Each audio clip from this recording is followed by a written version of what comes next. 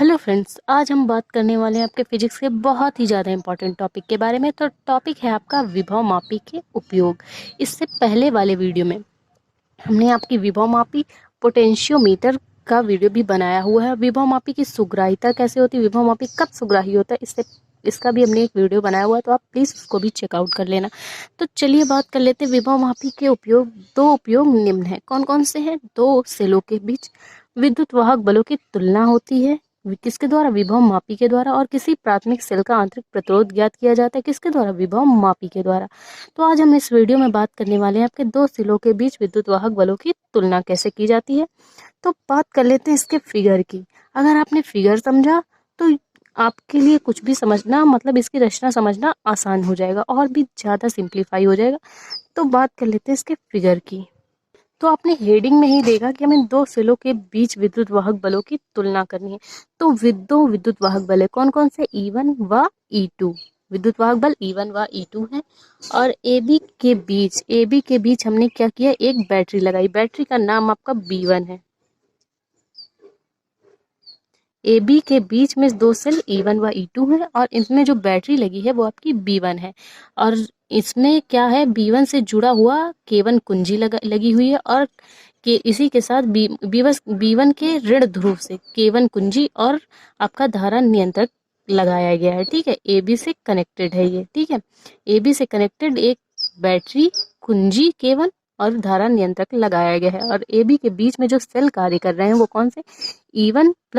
E1 व E2 हैं, जिनके धन सिरों को हमने A से कनेक्ट किया। ठीक है, और इनके जो E1 व E2 के माइनस सिरे हैं, ऋण ध्रुव, इनको हमने द्विमार्गी कुंजी, कौन सी? दो मार्गी कुंजी, इसमें देख सकते हैं आप दो मार्ग हैं, दो मार्गी कुंजी K2 से कनेक्ट किया है E1 व E2 के ऋण ध्रुव को। और इस कुंजी जो आपकी K2 है जिसमें सेल जुड़े हुए हैं, उनसे हमने एक संट को कनेक्ट किया है जिसमें गैल्वेनोमीटर लगा है और संट लगा है। संट का कार्य क्या होता है कि जितना भी सेल द्वारा प्रतिरोध आ रहा है उसको कंट्रोल करना है, जिससे कि विभव मापी में ये जो आपकी विभव मापी है वो हीट ना हो जाए। ठीक है, तो इस गैल्वेनोमीटर से कनेक्टेड जॉकी लगाया गया है जो कि J है। ठीक है, तो अब चलिए बात करते हैं इसकी कार्यविधि की। तो आप रचना कैसे करेंगे कि ए व बी के बीच दो सेल कौन कौन से? E1 व E2 हैं, जिनके प्लस जीरो को हमने कहा किससे कनेक्ट किया? ए से कनेक्ट किया। और ए से कनेक्टेड है एक बैटरी जिसके माइनस व प्लस ध्रुव है। और इसका नाम क्या है? B1, जिसके धन ध्रुव को, तीनों चीजों के धन ध्रुव को हम कहाँ से? ए से कनेक्ट करते हैं। और B1 के माइनस ध्रुव को से हमने K1 कुंजी और धारा नियंत्रक RH लगाया हुआ है। ठीक है, धारा नियंत्रक धारा को कंट्रोल करने का काम करता है कि कितनी धारा हमें इस पर्पज में खर्च करनी है। ठीक है, तो E1 व E2 के ऋण ध्रुव को हमने दो द्विमार्गी कुंजी K2 से कनेक्ट किया है, जिसमें हमने एक गैल्वेनोमीटर लगाया। गैल्वेनोमीटर में आ रहे प्रतिरोध को हम किससे कंट्रोल करते हैं? संट से कंट्रोल करते हैं, इसलिए हमने एक संट भी लगाया है। और गैल्वेनोमीटर को हमने जॉकी से कनेक्ट किया। अब जॉकी कैसा होता है? जॉकी एक पिन के आकार का होता है जिसके प्लस ध्रुव को हम इससे प्लस और माइनस ध्रुव को कनेक्ट करते हैं। और इस जो ये आपके तार बिछे हुए इनमें हम फिसलाएंगे और पाठ्यांक ज्ञात करेंगे शून्य विक्षेप की स्थिति में। तो ये इसकी रचना आप है। अब हम इसकी कार्यविधि बताते हैं कि ये कैसे कार्य करेगा। अब बात आई इसकी कार्यविधि की। कार्यविधि हम कैसे करेंगे? ठीक है, तो हम क्या करेंगे? बैटरी से प्रतिरोध ऑन करेंगे और हम AB के बीच क्या करेंगे? विभवांतर स्थापित करेंगे और कुंजी K1 को ऑन करेंगे। AB के बीच विभवांतर आरोपित करेंगे और कुंजी K1 को ऑन करेंगे। K1 कुंजी क्या है? स्विच है आपका। ठीक है, और धारा नियंत्रक द्वारा इसको कंट्रोल करेंगे। सेल E1 से जब हम ऊर्जा देंगे तो AB के बीच विभवांतर आरोपित होगा है, और बैटरी भी लगी हुई है और कुंजी को हम ऑन करेंगे। तो क्या करेंगे? जॉकी को जब हम इस पर फिसलाएंगे इन तारों के बीच में, तो क्या होगा? शून्य विक्षेप की स्थिति हम जहां पर ज्ञात करेंगे, ठीक है, उसका हम पाठ्यांक लिख लेंगे। किसके कारण? E1 के कारण। तो जहां पे शून्य विक्षेप की स्थिति आई है, माना उस शून्य विक्षेप स्थिति से ए की दूरी कितनी है? L1 centimetre. ठीक है, L1 सेंटीमीटर है। तो क्या होगा? सेल E1 द्वारा जो मान निकल के आएगा, सेल E1 द्वारा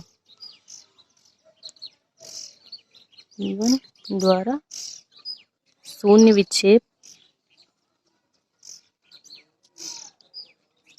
की स्थिति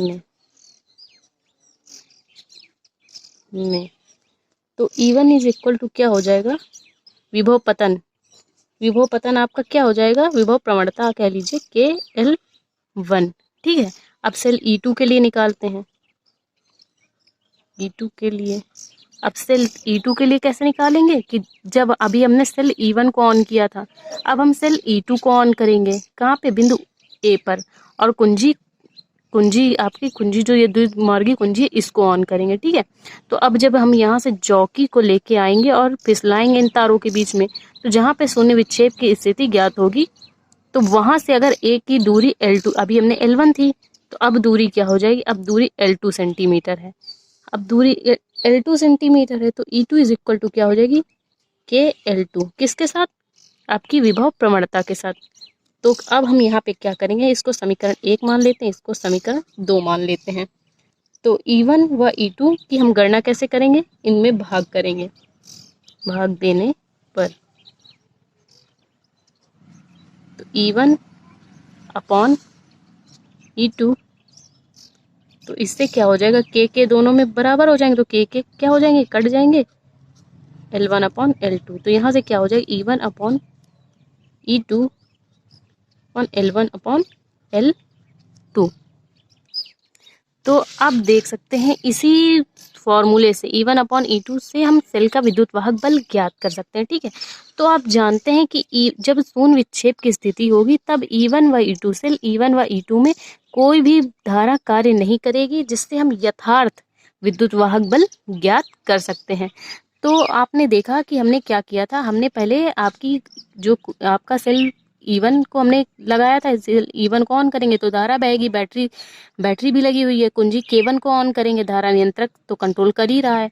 तो अब क्या करेंगे, जब हम इससे A से कनेक्ट करके आपका जो सेल E1 है उसको लगाएंगे और जॉकी को हम इस पे तार में फिसलाएंगे, तो E1 के कारण यदि शून्य विक्षेप की स्थिति से बिंदु A की दूरी L1 है, तो विभव पतन क्या हो जाएगा, विभव पतन कैसे निकालेंगे, तो E1 is equal to KL1।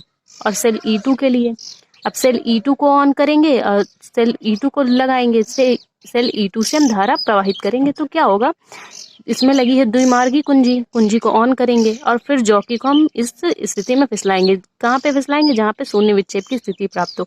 तो शून्य विक्षेप की स्थिति से ए की दूरी क्या हो जाएगी, L2 सेंटीमीटर। तो L2 के लिए हमने निकाला और इनको कर दिया भाग, तो ये फॉर्मूला निकल के सामने आया। तो जहाँ पे शून्य विक्षेप की स्थिति होगी वहां पर E1 व E2 के बीच कोई धारा प्रवाहित नहीं होगी, और हम इस विभव मापी से सेल का विद्युत वाहक बल ज्ञात कर सकते हैं। तो दो सेलों के बीच विद्युत वाहक बल की तुलना हम ऐसे कर सकते हैं इस फॉर्मूले के द्वारा। तो आई होप आपको वीडियो समझ में आया तो प्लीज वीडियो को लाइक और हमारे चैनल को सब्सक्राइब करें। मिलते हैं इसके नेक्स्ट टॉपिक पे। Thank you for watching this video.